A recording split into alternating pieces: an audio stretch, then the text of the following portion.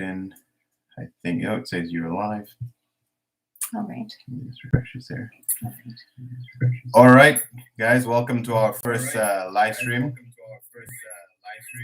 It looks like there's a little echo here.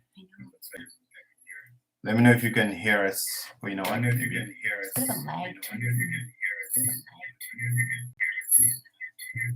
Yeah, that might help. Okay, is it okay now? Can you guys hear us? Let me see here. Yeah, there you go. Cool. Okay, so this is basically our first attempt at the live stream. We basically do our Q&As in one take anyway. So now we're testing this new live stream feature. Yeah. It's funny, as the channel starts to grow a little bit, like YouTube unlocking some new features. And then they did say, yes, you can hear it perfect. They did, I like how there is a community post now that's just unlocked. And I did a survey saying, did anybody want us to go live and do a live stream? And 100% said yes. But when I checked, it was only one vote. So still 100%. Still 100%. So here we are doing the live stream live. I mean Q&A live, okay? Right. So the way we're going to do it, I'm going to just basically go through the questions we had, like we normally do our usual Q&A.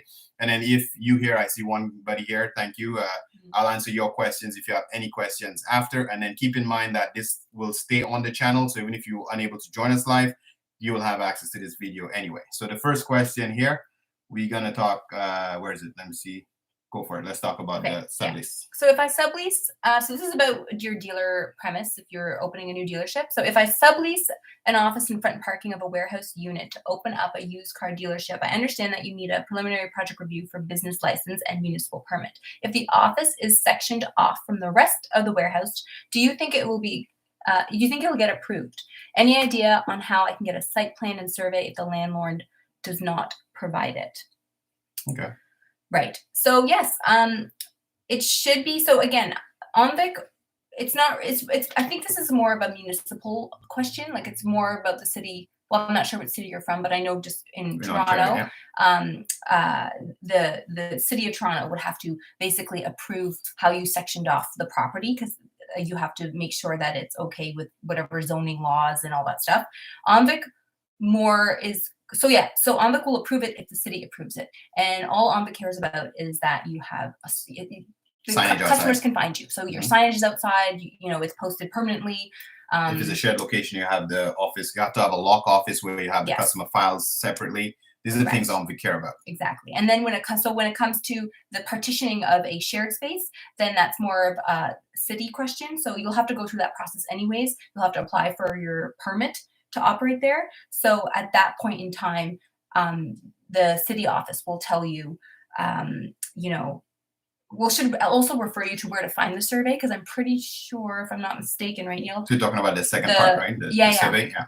Because exactly how you're saying, you would need a survey. Yes. And if you can't get it from your landlord, I think it's a public record anyways. Yes. Right? So even your most real estate agents have access to public records. Yeah. So if your landlord, like you're saying, could give it to you, hopefully he can.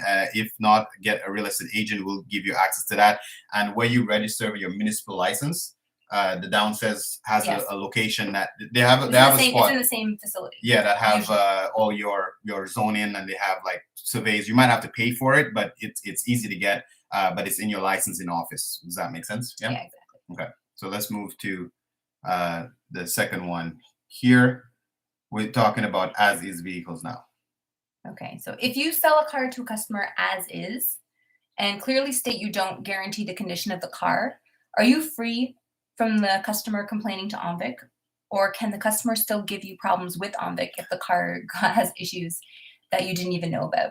That's a great question. The thing is, customers will always complain. So the part of you saying, can the customer still complain? Yes, if you bet your bottom dollar, they will and can complain. Yeah. However, you are in the clear. If you sell a car as is and you use the proper as is disclosure, so you know the one that's the long disclosure OMVIC have saying it's an OMVIC approved disclosure. Right. You have to copy and paste that in your ads, word for word, or in your bill of sale. So the customer actually literally has to initial next to that as is disclosure. As long as that is done right, you're in the clear. They can't sue you. They cannot come after you. You will be 100% okay to. So don't worry about it. Exactly. Okay? Let's go on to. Just trying to move on a little quicker. I think we have like 10 or 15 questions here. This one right here. Do you understand this with me? Okay, so this question is it maybe needs a little bit of clarification because it sounds like the subscriber's asking, what if you say no after a credit check? So it sounds like maybe you pulled a customer's credit because they want to finance the car, and it turns out that The bank is they saying no, don't maybe? qualify based on their credit. I think that's what the question is. I don't really understand the question fully, but if you're talking about not getting approved, your customers didn't get approved, there's a lot of lenders you have to keep in mind. There's a lot of lenders that do no credit check. So if you're having a problem approving a customer with bad credit, keep in mind that there are some lenders that would take, like, I think it's 20 to 30% down, and as long as you put 30 to 30% down, there'll be no credit check. They'll have high interest rate because it's going to be a high risk loan, but you can still get the customer approved on those kind of really, really high risk loans. I think we did skip this one here. So no one here again. So hopefully that answers the question. Okay. Yeah. Sorry. Okay, cool. This is also about, certified cars. How long is the dealer responsible for a certified car if something bad happens? Certification. So that one has a little bit of a misconception. Okay, when it comes to certification, if you look at the safety paper, it does say that the car safety is valid at the time of inspection. Now, on the lower end of the safety paper, and again, we're new to this live streaming thing, so I can't really share screens yet. Eventually, I think there's software we can use to share screens that can actually show you clips of that.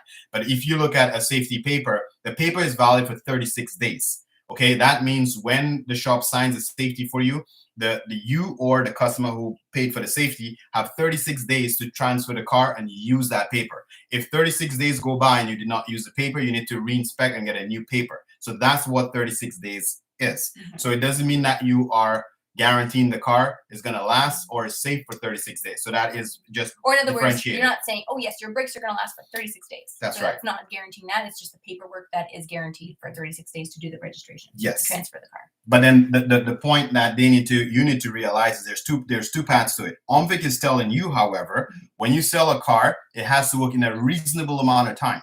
Okay. A reasonable amount of time. So if a customer buy a car from you and you claim it was safe, it passed the safety inspection, and then the brakes or something fail within 2 weeks or 3 weeks, just so that you don't end up in hot water with OMVIC, that is not a reasonable amount of time. So you're going to have to use your discretion and try to help the customer out.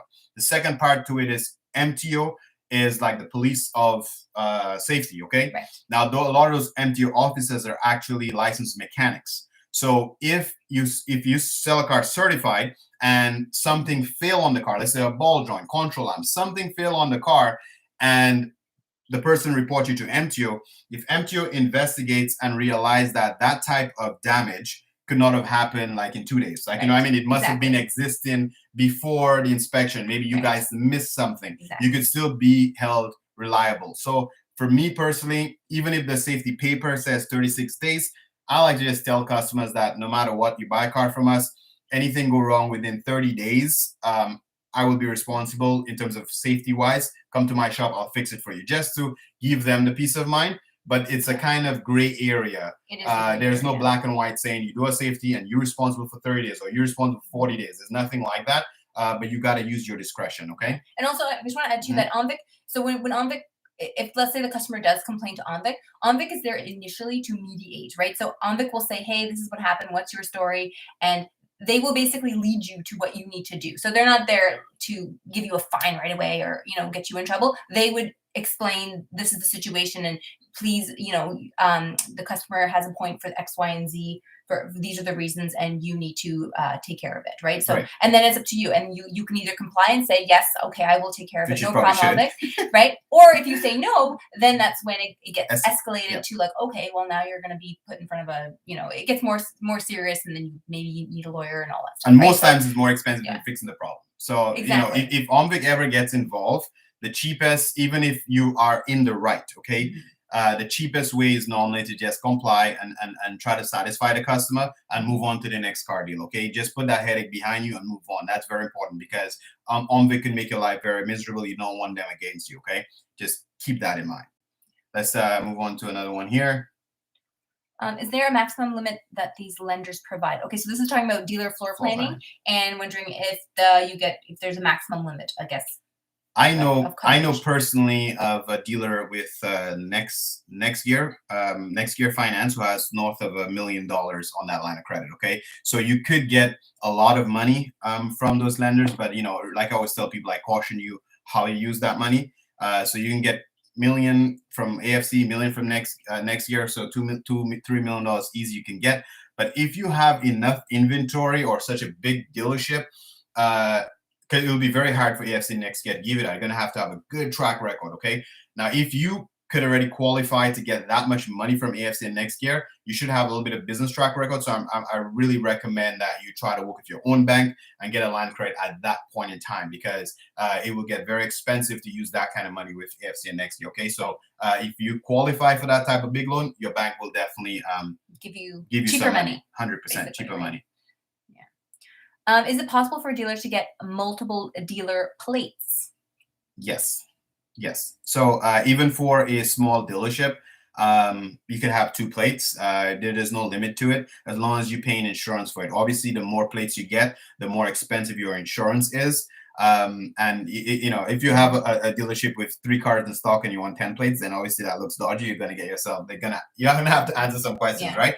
But I mean, if you have 2 or 3 plates because you have to do shuttling or whatever, like as long as you pay insurance for the plate, you will get the plate. And there was a follow-up one here saying, how do you get it? Let me see. Is it possible? Is it possible to get multiple dealer plates as a used car dealer? That's the same one here. But he did a follow-up. How do you go to? Is there a way? Yeah. Yeah, that's it. So is there a way I have to get the other one? Or is it as simple as going to the ministry and asking for one? Okay, yeah. So the follow-up to the question, you want to know basically how do you get a second one? How do you add more dealer plates? Right. So you just go to the ministry, you just fill out the application and you ask for another plate, you ask for 2 plates, whatever, you pay for the sticker, they'll give it to you. That is not a problem. But again, keep in mind, you have to call the insurance company right away and let them know I have additional plate, because if you have an accident with a plate that was not on your insurance, even if your dealership has insurance, that plate's not insured, so you'll end up in hot water. Okay, so make sure that you inform your insurance of the plate. That's the most important part. Okay. Exactly. Okay, yeah. We just have a couple more questions here, guys. We're gonna get through, and then we'll get to the chat questions. So this one, Neil? Yes, let me see. Thank you, Senator. Thank you. Right. What's the easiest way to know what inventory to buy? What's the easiest way to know what inventory to buy? That's a great question.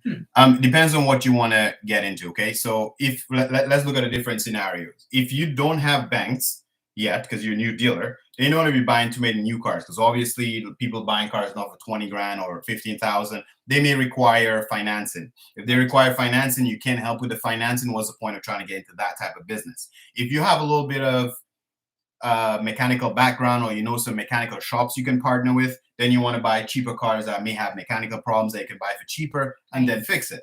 If you have partners with a body shop, then maybe you might want to buy some smash cars and then pay the body shop to fix it and sell it again. So it all depends on what your level of expertise are. If you are selling cheaper stuff, though, I find you may have more of a margin on the car. If you sell more expensive cars, the margin tends to go down percentage-wise on the car, but you have other opportunities to make money. You can sell warranties, you can sell financing, you can sell gap insurance, you can sell so many other things that you realize you make more money on all the aftermarket stuff and not so much on the car. Right. Make sense? Right. Yeah. Okay, I think we're knocking them up. There's a lot of questions. Let's see here. Here we go. Now we're getting to our chat group questions. Yes. Let me see. Okay. Is it this one we just did? Yes. Yes. Okay. So open this one up. Okay. So this is from Jash Patel. You here? Okay. And I can see that he's here as well. Here we go. So your question was, as I understand it, as a wholesale dealer, one can purchase cars from private sellers and then sell it to other dealerships. When one purchases a car from the private seller, what does the wholesale bill of sale look like? And is there a template that you could share? Yes. Is there? Okay. Yeah. So we unfortunately, I don't have a template to share, but I know like what it needs to show, in other words, right? So on the wholesale bill of sale, I'm assuming if you're buying cars and you're talking wholesale, you already have a license, right? If you're on the chat here, you can tell me, do you already have a dealer license? Because on the wholesale bill of sale, like as long as it has your dealer number on it, your HSD number, your the person who you're wholesaling it to, right, the they need information. to have all their information. They need to have an HT number.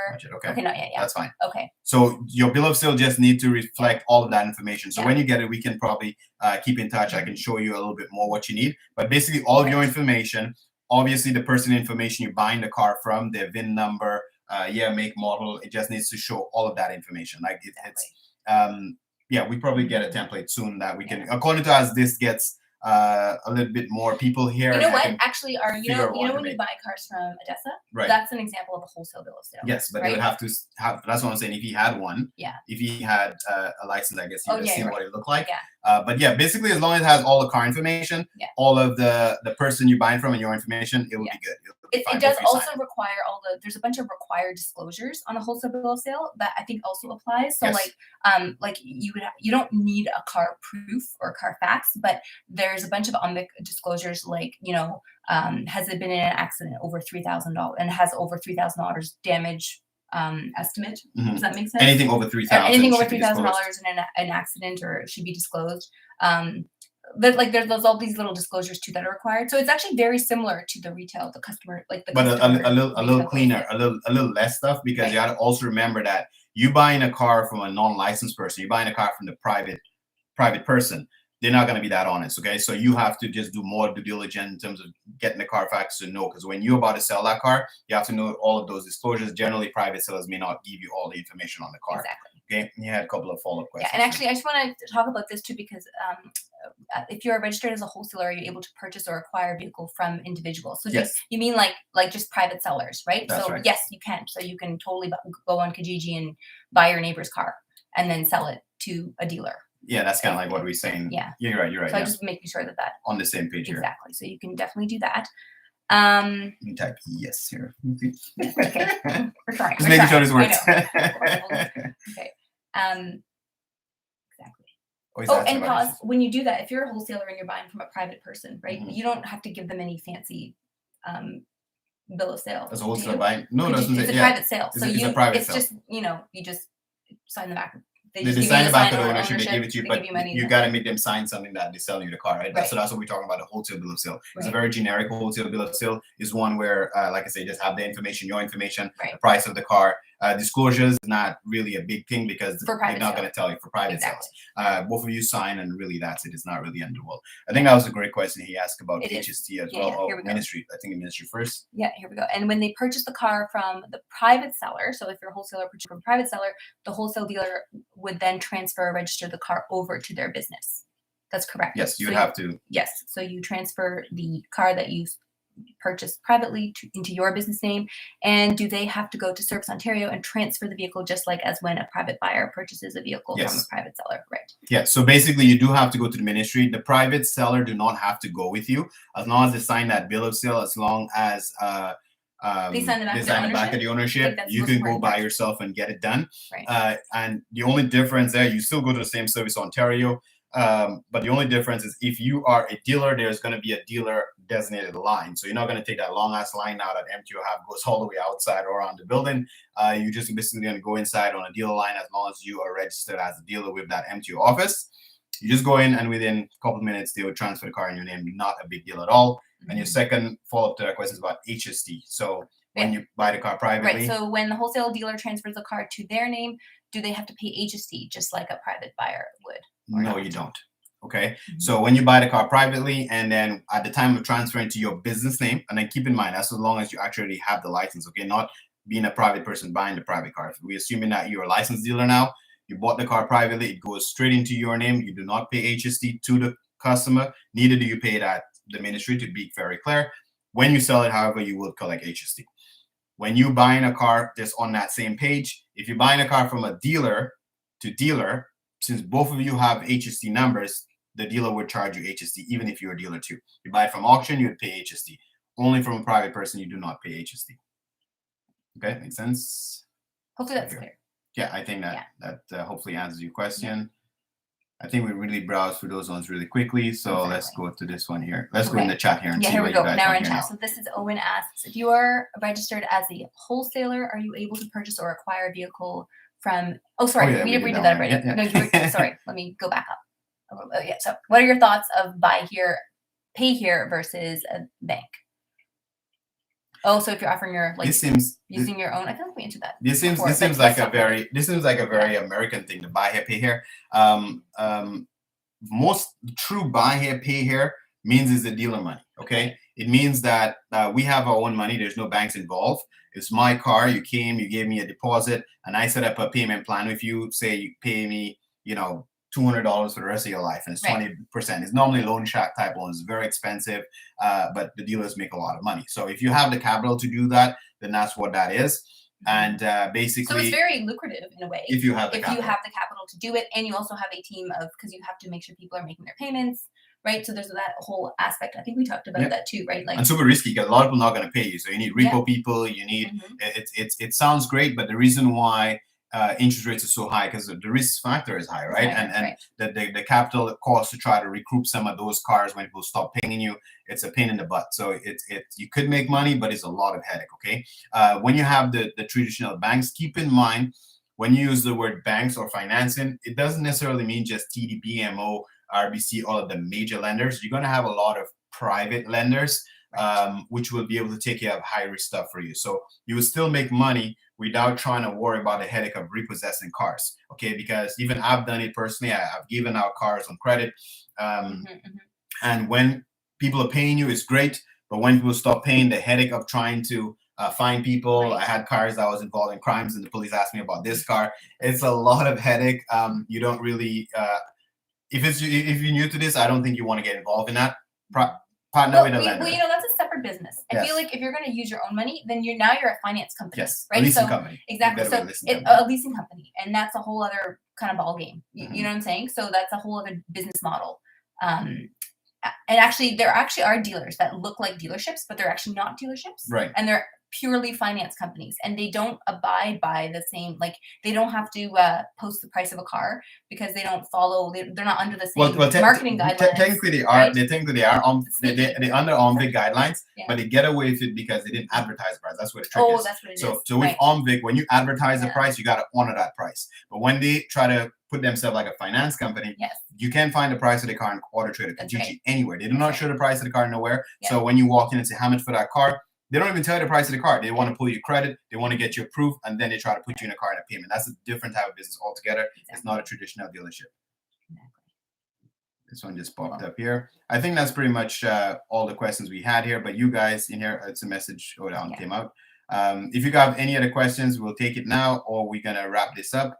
Okay, here one more pop up here. That's great. But thank you. So if I buy a car for $10,000 from a private person as a wholesale dealer, and then next day I sell it to a retail dealer for $10,000, do I get $10,000 plus the 13% HST? So 13% is my profit. So 100%. The first part is right. The second part's wrong. So if you sell it 10,000, you bought it 10,000, you sell it back 10,000, you will collect HST. So that part is right. But keep in mind, HST is not yours. So you collect agency for the government, so you broke even. You did not make money because. Well, technically you have that 13%. But it's not yours. But at some point, usually, like if you're an annual remitter, you have to give that 13% to the government. That's right.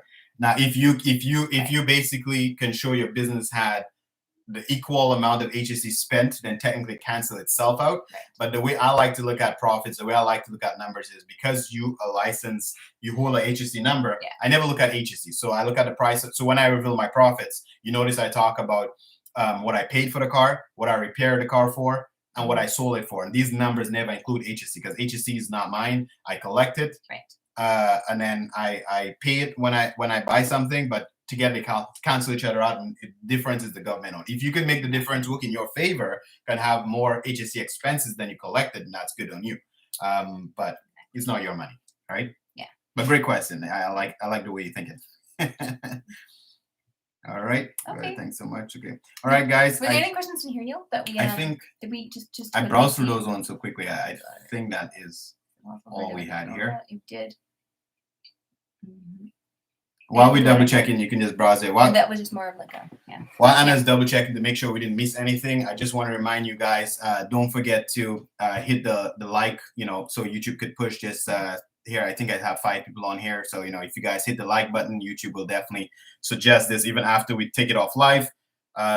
whoever else have this type of questions, YouTube will suggest to them, because it's huge for the algorithm. If you want us to keep making this type of videos, we gotta help YouTube push it out, so more people can see. Thanks. I see another person hit the like. Thank you. Appreciate it. Awesome. It really does help the channel. And I'm really hoping that you guys get value from this. And then if it's working out, for sure, we're going to keep doing it. And hopefully we can make this in some sort of business. The whole end goal here is, as a dealer, when I started in 2013, I find there was not a lot of resources there to help us. We had to figure out a lot of shit on our own. We lost a lot of money. We made money. We opened up second location. Maybe one day I'll make a video why we closed that second location. We went for a lot of up and downs before we got to the point where we are today. So I find there was not a lot of resources, not a lot of ways for us to learn what's out there. And we used to pay to this used car association, which is a bunch of BS in my opinion. They don't really do anything to help you. So the idea is, if we get enough followers on YouTube here, we can actually build our own community, and you guys are the future of licensed dealers, then we can have our own association where we can look out for each other. Because what I learned in this business is, the old guys in this industry, the old heads that's been in this industry forever, when you go to the auction, there's a lot of competition. It's like a dog eat dog world. Like there's no partnership, no brotherhood. But I think if we become a brotherhood in this industry, we will make more money. Because here's why working against each other, we lose money. When we go to the auction, we fight it. Let's say you work for Louison and I work for a different dealership. We fight in to buy the same car. That means we're running up the wholesale price of that car. Then when we get back to our office, we go on Kijiji and Auto Trader and see what the other dealers are selling the car for, and you want your car to sell first. Now you start undercutting each other. So there's competition to buy, competition to sell. That means we cutting our profits out. And when we work against each other, we the ones losing, the consumer is winning. Now, if we are a true brotherhood, we know how expensive it is to get your license. We know how complicated this business is and how easy it is to sue you. It's better for us to work together and not upbeat each other, not underprice each other. If we all have Honda Civics and we set the market, if my Honda Civic same year make model is $8,000 and you come at the same $8,000, and then we saying that is a non-hackling pricing, we run this industry. You know what I'm saying? We control the pricing. But if we keep undercutting each other, we can't progress, right? So the whole point of this channel is to try to educate the new coming dealers, and then hopefully I hope you guys successful. I hope you guys get your license, and then we'll start our own version of the used car association, and we'll change the industry hopefully, slowly. And this COVID was the best way to actually see that, because clearly when prices when people can't find cars, consumers are paying whatever you set the price at, they would pay because they can't find inventory. And then when they could find too much inventory, then the price of cars go down. That means when we stay firm on our price, and you have confidence that your other dealers in your neighborhood and your brotherhood is not going to undercut you, then you can make money in this business. But if I know this guy down the street will go lower, you just undercutting each other, right? So I think we'll wrap it up. If you guys don't have any other questions, this was fun trying to do this live. If you guys keep supporting it, for sure we can try that again. Should we try another live stream? Normally we try to keep the Q&A about 20-30 minute stops, because the people who come to rewatch it, we don't want it to be horribly long. So we can definitely try again next week. Again, don't forget to hit the like, and if you're not subscribed yet, guys, hit the subscribe button, because we need to get to 1,000 subscribers in order to eventually buy some beer with YouTube money. Okay. Anyway, enjoy the rest of your weekend, guys. It's coming up to 30 minutes, so I'm going to end the live stream. Thanks for watching. Any last thoughts? No, just thanks again, guys. It's really appreciated. So we're just going to keep doing what we're doing, and you guys keep asking us questions and keep doing what you're doing, and you'll make money one day. Okay. You will. Thanks for watching. All right. Peace.